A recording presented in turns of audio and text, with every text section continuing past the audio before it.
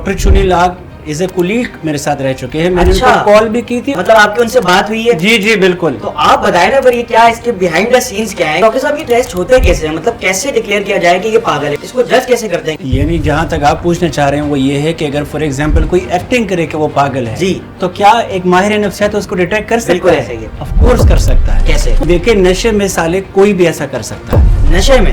Exactly नशे में? ये कह रहे हैं वो नशे में हो सकती हैं? बिल्कुल। आप थोड़ी सी रोशनी इस पे भी डालें कि साइकोसिस है क्या और उसका पेशेंट कैसा होता है। अस्सलाम वालेकुम भाई, उम्मीद है आप सब खैरियत से होंगे। गुज़िश्ता दिनों एक नताशा नाम की जो खातून है जिनको पागल डिक्लेयर किया जा रहा है, उन्होंने एक्सीडेंट कर दिया था। ये खबर तो सबको ही पता है। आज हमने डॉक्टर साहब को ही अपने साथ बिठा लिया है जो माहिर नफ्सियात हैं, क्लिनिकल साइकोलॉजिस्ट हैं। आज हम इनसे बात करेंगे उसके ऊपर कि भाई क्या पागलपन होता क्या है, पागलपन की डेफिनेशन क्या है, साइकोसिस क्या है, क्या कोई पागल शख्स इतना बड़ा कारनामा अंजाम दे सकता है। उसके लिए हमारे साथ डॉक्टर खान हसन आफरीदी साहब मौजूद हैं। अस्सलाम वालेकुम सर। वालेकुम सलाम। कैसे हो साले? अल्लाह का शुक्र है सर। इंसान का सबसे कीमती उसका वक्त होता है। आपने हमें अपना वक्त दिया है, उसके लिए आपका बहुत शुक्रिया। जज़ाकल्लाह। अच्छा डॉक्टर साहब, ये बताएं, अब तो पूरे मुल्क में मशहूर हो गया ये पूरा वाकया जो है ना, किस तरीके से खातून तेज़ रफ्तार में ड्राइव कर रही हैं और उनके सामने कोई भी आता है वो उसको कुचल देती हैं। कोई पागल इस हद तक जा सकता है? कोई नशई अगर कोई नशे में है तो इस हद तक जा सकता है, या ये दौलत का नशा है? आप इसको डिफ़ाइन करें कि आप क्या समझते हैं। सबसे पहले तो ये बहुत ज़रूरी है कि हमारे नाजरीन ये समझे कि देखिए पागलपन एक्चुअली है क्या।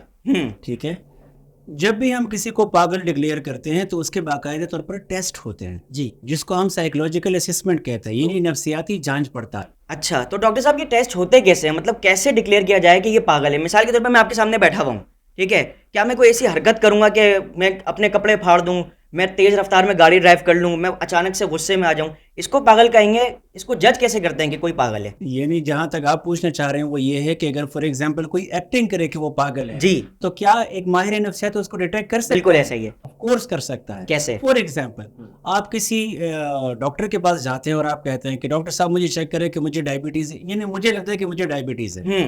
तो टेस्ट में आपका जो ब्लड है या जो आपका जो सैंपल आपके जिस्म से लिया जाता है वो तो झूठ नहीं बोलेगा ना। बिल्कुल अगर ऐसा ही आपको है। डायबिटीज नहीं होगी तो नहीं होगी। इसी तरीके से आप जितनी भी एक्टिंग करें, हमारे स्पेशल किस्म के पेपर पेंसिल टेस्ट होते हैं। अच्छा। वो हम आप पे अप्लाई करते हैं। ये उमूमी तौर पर ये होता है, जब दूसरी जंग अजीम में बहुत सारे फौजी मिलेंगरिंग यानी बहाना बनाते थे कि हमें जंग में नहीं जाना है और वो खुद को पागल बनाते थे, ये वो। फिर साइकोलॉजिस्ट आते थे, उनकी साइकोलॉजिकल टेस्टिंग करते थे, यानी नफ्सियाती जांच पड़ताल, और वो उनको बताते थे कि नहीं, इनको कोई इशू नहीं, इनको जंग पर भेज दें। अच्छा। यस। मतलब ये तो शुरू से चलता हुआ आ रहा है कि अगर किसी चीज से बचना है तो पागल बन जाओ। एग्जैक्टली। अच्छा, हमारी जो सोसाइटी है उसके भी एक अजीब सा अलमिया है।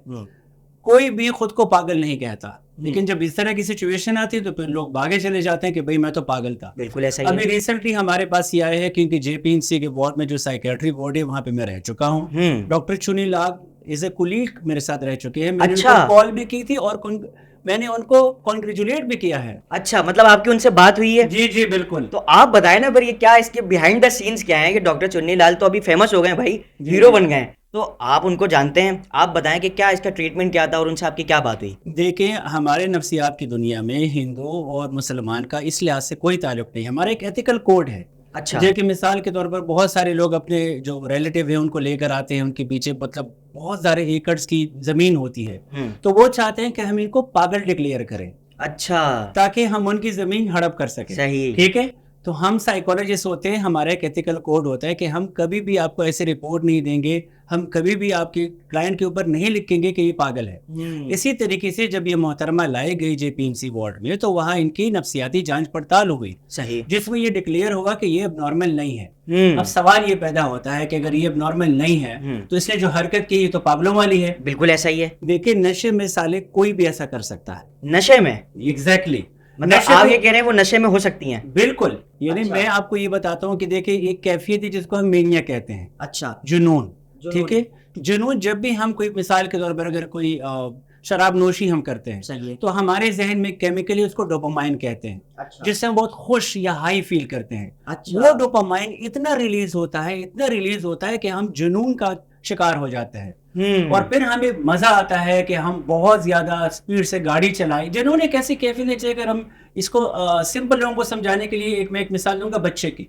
सही है। अगर हम इस बच्चे को स्टूडियो में लेके आए तो वो क्या करेगा, सब कुछ तोड़ फोड़ कर देगा। हाँ, बच्चे अक्सर यही करते हैं। एग्जैक्टली क्यों? क्योंकि सबसे पहले उनको इन चीजों की वैल्यू का नहीं पता। हाँ, वो मेनिया हाँ, में हाँ। होता है, जुनून में होता है। तो जब भी हम नशा करते हैं तो आप ये समझे कि हम जहनी तौर पर एक बच्चा बन जाते हैं, हम नुकसान कर रहे होते हैं, हमें कोई पता नहीं होता। फिर जब हम होश में आते हैं तो तब हमें अंदाजा होता है कि हमने कितना बड़ा लॉस कर दिया है। तो यही खातून जो कि JPMC साइकेट्री वार्ड से बिल्कुल मेडिकली फिट है, यानी मेंटली फिट है, इसका मतलब है कि ये नशे में थी। अच्छा। हाँ, जो आपने सवाल पूछा है कि क्या दौलत का नशा हो सकता है, ऑफ कोर्स हो सकता है, बिल्कुल हो सकता है। दौलत का नशा, दौलत का नशा ऐसा हो सकता है कि बचपन से जितने भी हम बहुत दौलतमंद बच्चे होते हैं उनको पैम्पर किया जाता है, हर एक ख्वाहिश पूरी की जाती है, उनमें पर एम्पैथी नहीं होती, यानी वो अपनी आप को दूसरों की जगह पे रखकर नहीं सोच सकते, कभी भी नहीं सोच। हाँ, तो वो उनको लगता है कि वो पूरा पाकिस्तान ही उनका है, वो कुछ भी कर सकते हैं, वो सब कुछ कर सकते हैं।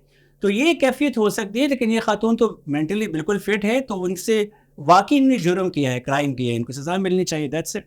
बिल्कुल मिलनी चाहिए। अच्छा, आपने बताया कि अगर कोई नशा करता है, ठीक है, अच्छा नशा तो उनसे साबित नहीं हुआ, रिपोर्ट में तो सिर्फ यही आया है कि वो मेंटली तौर पे सही है, ठीक है। तो अब नशे की कैफियत भी सामने नहीं आ रही थी क्योंकि लोग भी वहाँ पे खड़े हुए थे, वो तो एक्टिंग करने लग गई थी। जैसे आपने बताया कि लोग अगर जंग में नहीं जाना चाहते थे तो वो एक्टिंग करते थे। उस वक्त जो एक्टिंग कर रही थी तो नशे में भी नहीं लग रही थी वो।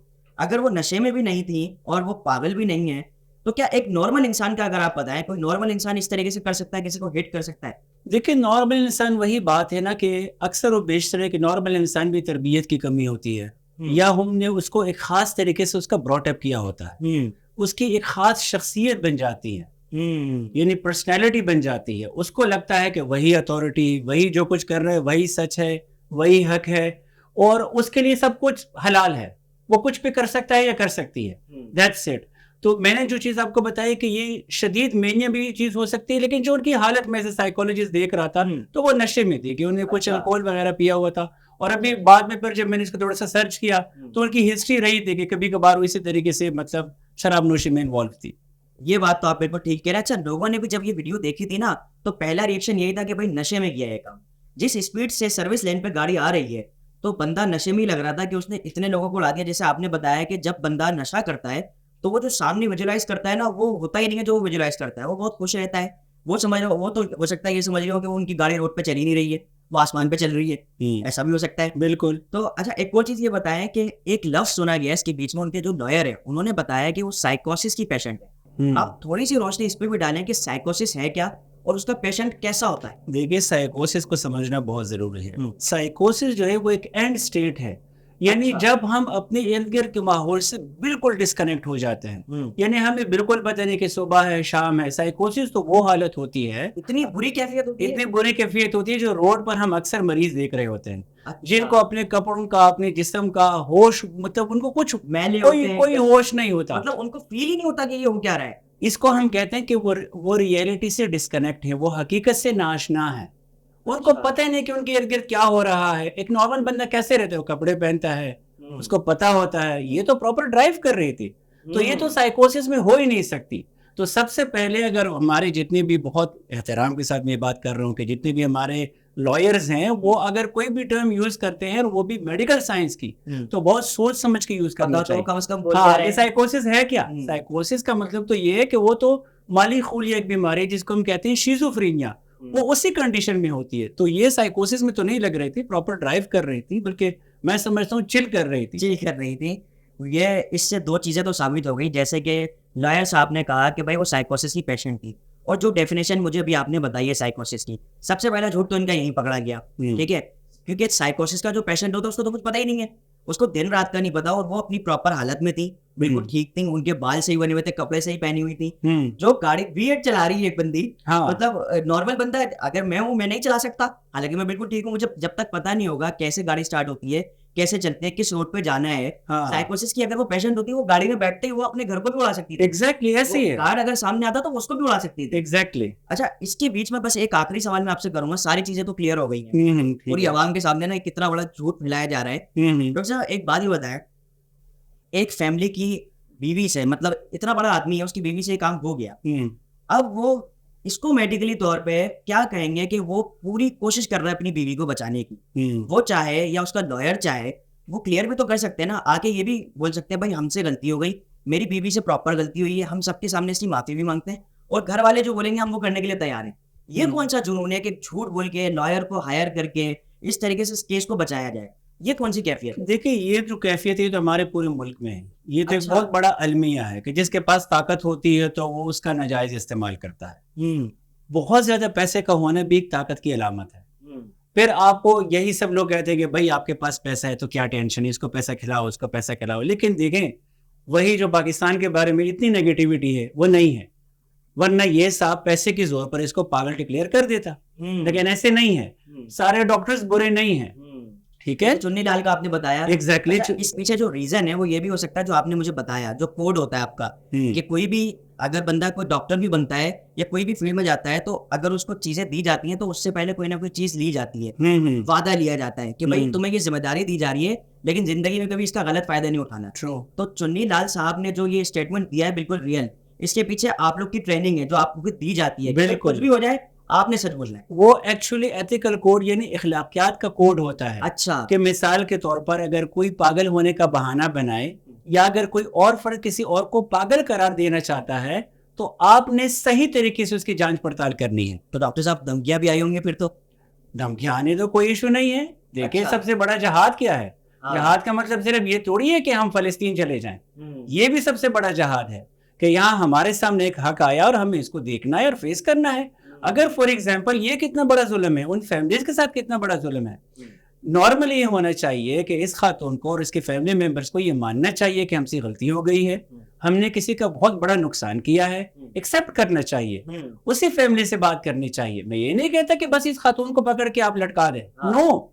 मैं ये कहता हूँ कि इस खातून को और जिसकी फैमिली मेंबर्स को मानना चाहिए, प्रेस कॉन्फ्रेंस करना चाहिए कि हमसे गलती हो गई है, मेरी बीवी या बहन से इनसे मर्डर हो चुका है, एक्सेप्ट करें सबके सामने। एग्जैक्टली, इसमें कोई इशू नहीं है। एक्सेप्ट करें, इस फैमिली को बुलाएं, उनसे बातचीत करें, जो भी तरीकाकार है वो उनके साथ डील करें, लेकिन एक्सेप्ट करें कि उनसे गलती हुई है।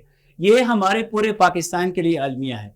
मैं एज अ माहिर नफ्सियात जितनी चीजें मैंने खुद में बदलाव करने की कोशिश की वो यही है कि कहीं पर जब मेरी गलती होती है मैं एक्सेप्ट करता हूँ कि हाँ यार मेरी गलती है, और ये मुझे किसने कहा कि मुझसे गलती नहीं हो सकती।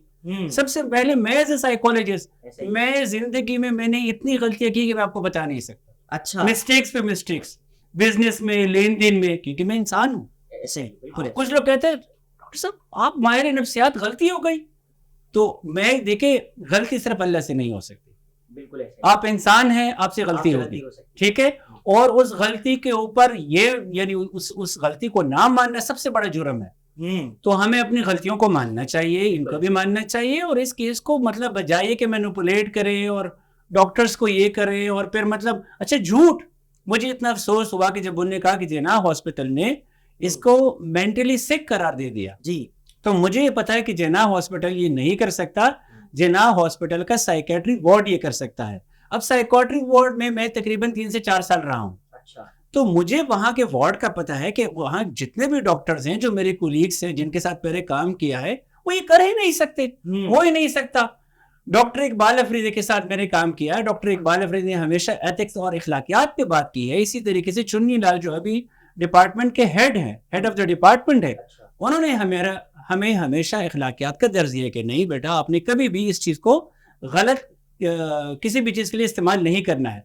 तो मैं खुद हैरान था कि कैसे हो सकता है। अच्छा, उसी सिलसिले मैंने सर को कॉल भी की थी, चुन्नी लाल साहब को, तो उन्होंने कहा कि नहीं ऐसा तो मैंने कुछ भी नहीं कहा है। बाद में उसी साल आपको पता चल गया। हाँ, मैं बड़ा वो परेशान था कि सर ये कैसे हो सकता है कि मतलब, और इसके अलावा क्या उनकी साइकोलॉजिकल प्रॉपर जिस तरीके से मैंने कहा कि जांच पड़ताल हुई है, तो उन्हें कहा कि नहीं हमने ऐसा कुछ भी नहीं कहा, ये ऐसे लोगों ने अफवाहें उड़ाई है। तो बहरहाल लॉन्ग स्टोरी शॉर्ट ये कि मैं ये समझता हूँ कि इनको मानना चाहिए और गो विद द फ्लो। मतलब बिल्कुल ठीक डॉक्टर साहब, बहुत शुक्रिया, आपने अपना टाइम दिया, आपने सारी चीज़ें क्लियर की। तो अब मैं आप लोगों से भी कहूँगा कि डॉक्टर साहब ने जिस तरीके से देखिए कोई भी मसला होता है ना तो उसके लिए प्रोफेशनल्स होते हैं कहीं पे भी। जिस तरीके से इन्होंने बताया ना कि साइकोसिस क्या है या वो नशे में थी, इन्होंने सारी चीज़ें जज करने की बात बताया। और ये बहुत अच्छी खूबसूरती है इस फील्ड की कि पहले एथिकल जो कोड होता है ना इनका, वो यही होता है कि कोई भी डॉक्टर भाई झूठ नहीं बोलेगा, कोई भी गलत नहीं करेगा, नाइंसाफ़ी नहीं करेगा, और उसका सबूत चुन्नी लाल साहब ने भी दिया है। तो डॉक्टर साहब बहुत शुक्रिया, आपने सारी चीज़ों को एनालाइज करके क्लियर किया, हमारी पब्लिक को बताया, आपका बहुत शुक्रिया। ये मेरी रिस्पॉन्सिबिलिटी, थैंक यू।